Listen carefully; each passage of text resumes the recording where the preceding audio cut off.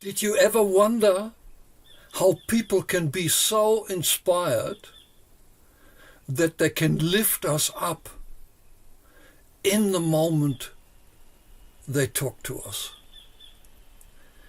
The inspiration is the daily bread we all need, isn't it? Even I do.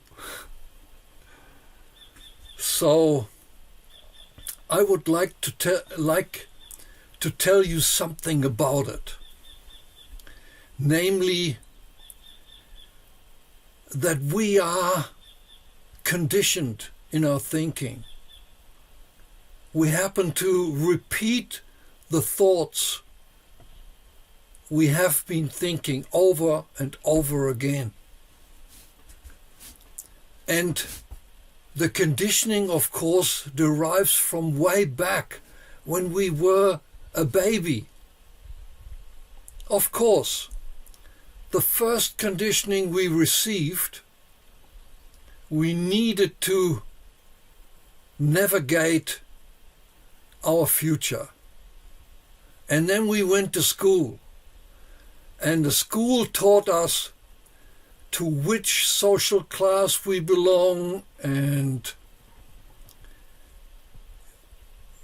the possible job that we could do sometimes in the future, and all of these things.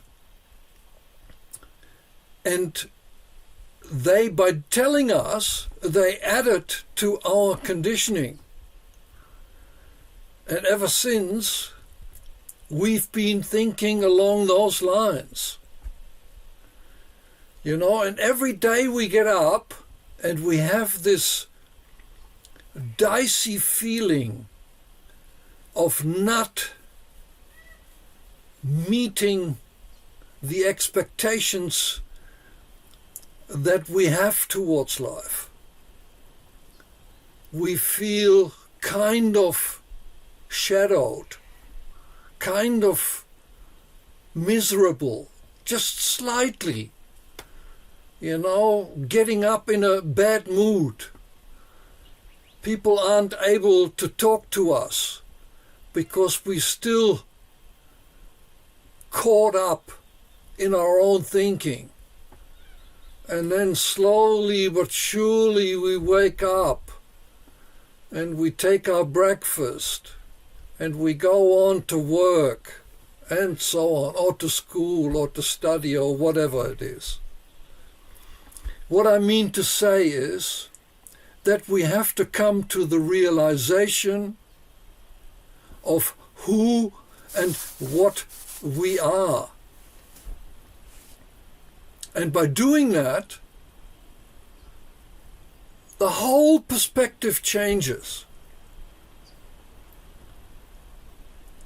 Just think of the about 10 million cells that are dying off and are reborn in every second of our lives. 10 million of them. I mean, they're so small that we can't see them with the naked eye. But they're in constant flux. And it's like what we are. You know, we call this thing, we call that I, having done nothing towards what that is. And still, we have this feeling of being an individual.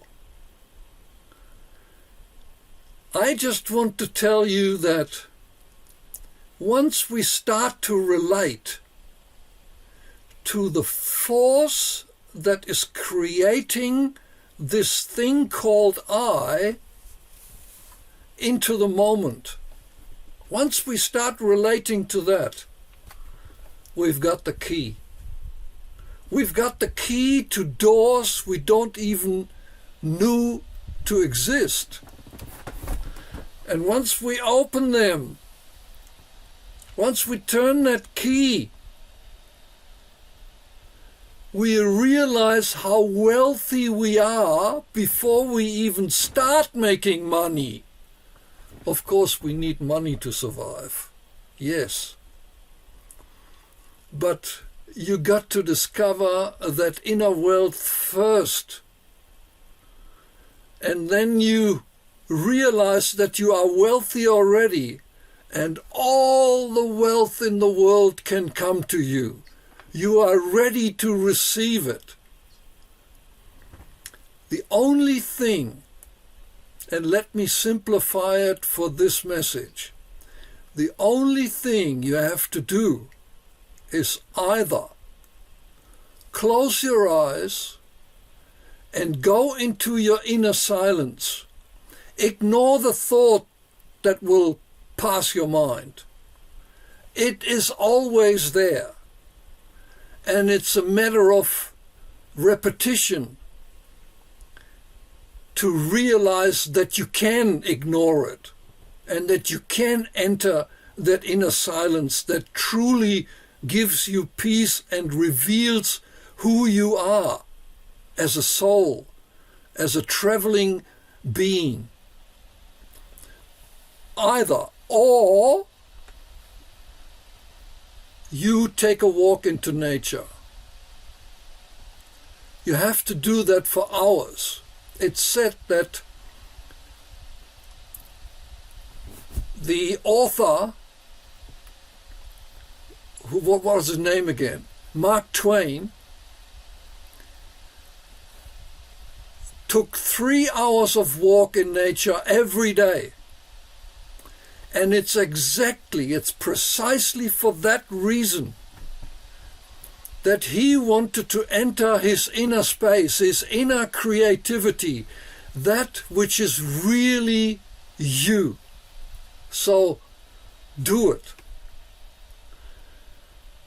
And keep up with me. I keep inspiring you.